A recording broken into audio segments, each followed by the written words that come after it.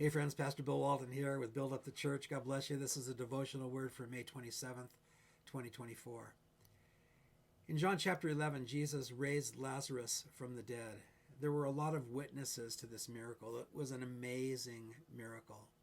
Half of the crowd believed in Jesus and wanted to follow him. The other half believed that Jesus had power, but that threatened them. It threatened their spiritual, social, cultural status quo, and they didn't want to follow him. We pick up the story in verse 45. Then many of the Jews who had come to Mary and had seen the things Jesus did believed in him.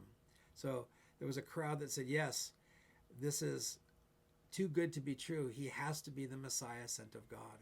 Verse 46, but some of them went away to the Pharisees and told them the things that Jesus did. Now, Pharisees were the enemies of Jesus, and so these people were reporting what Jesus had done to the enemies of Jesus. They're worried about what's going to happen if the multitudes turn to Jesus. Verse 47, then the chief priests and the Pharisees gathered a council and said, what shall we do? For this man works many signs. There was no disagreement. There was no doubt that Jesus was doing miracles.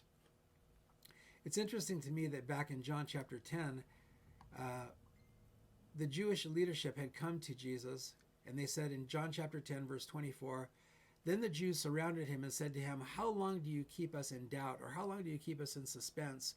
If you are the Christ, tell us plainly. And Jesus said, I told you, and you don't believe. The works that I do in my Father's name, they bear witness of me. So Jesus said, my works will bear witness of me. And we see here the raising of Lazarus from the dead indeed bore witness of Jesus, and some of the people believed. They believed the predictions, the prophecies of Isaiah 35, where the lame would walk, the blind would see, the deaf would hear, the dumb would speak. That would be the sign of the Son of God, of the Messiah in the midst. And so some people connected those spiritual dots and said, the Messiah has come. They wanted something new. They wanted a deliverance in their lives. Others, however, were worried that if the multitudes followed Jesus, it would upset the spiritual status quo of the nation, and so they wanted to get rid of Jesus. Verse 47, the chief priests and Pharisees gathered a council and said, what shall we do? For this man works many signs, no doubting it. If we let him alone like this, everyone will believe in him.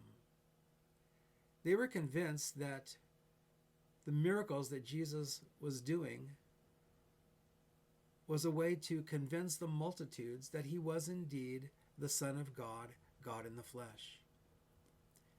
If we let him alone like this, everyone will believe in him, and the Romans will come and take away both our place and our nation. Now, Rome was an occupying force in first century Israel. They made the Jews pay taxes. They restricted them from many of their civic laws. They controlled the Jews. They allowed them to worship, but they always had them under their thumb. And so the Pharisees and many of the religious leaders were very opposed to Rome, but at least Rome let them have their place in their religious hierarchy. And so these men were afraid that if the multitudes believe in Jesus, this is going to excite the Roman army against the nation, and perhaps an outbreak of violence or some kind of civic control would be increasing, and the government and the religious setting and the religious culture of Israel would be taken away from the people.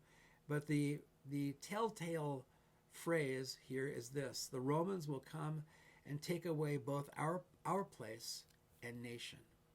It is thought that they meant, when they said our place, that they meant the temple. They're going to take away our temple. It wasn't their temple, it was God's temple.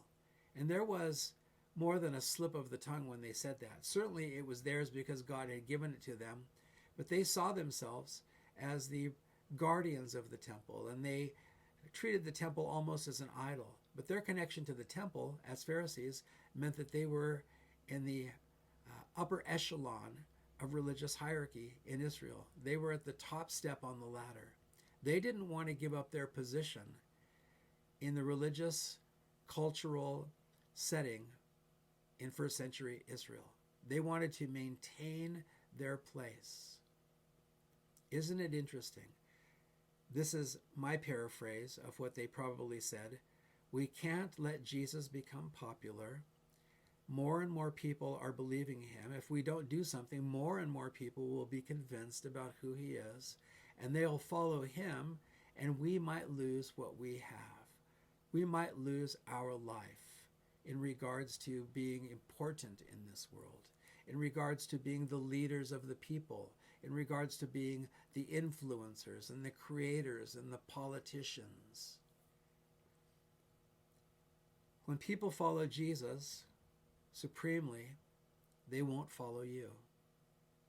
And this is what the Pharisees and the other religious leaders didn't want to forfeit. If they follow Jesus, they're not going to follow us. If they follow Jesus, that might become so popular that Rome comes and takes away our place in this world. We're going to have to forfeit our lives. We're going to have to forfeit our position in this life. And there was a great deal of self-service in their concern against Jesus.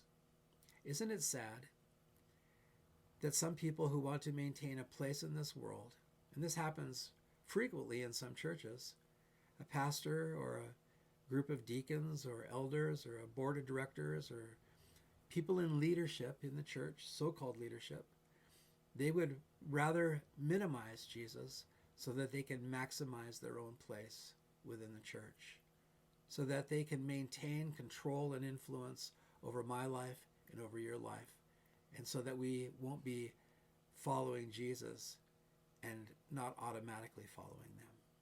These are things to watch out for. This is what Jesus came to liberate us from the control of man, from the domination of selfish people. Jesus did say, if you want to follow me, you've got to lose your life and then you'll find it. He said, if you want to follow me, you need to pick up your cross, which was the instrument of execution in those days. You've got to pick up your cross, lose your life, follow me, and in doing so, you'll find it. Let's be careful to not keep people from following Jesus because we're afraid of what we might lose. Whatever we may lose wasn't ours to keep anyway. So, some things for you to think about. Thanks.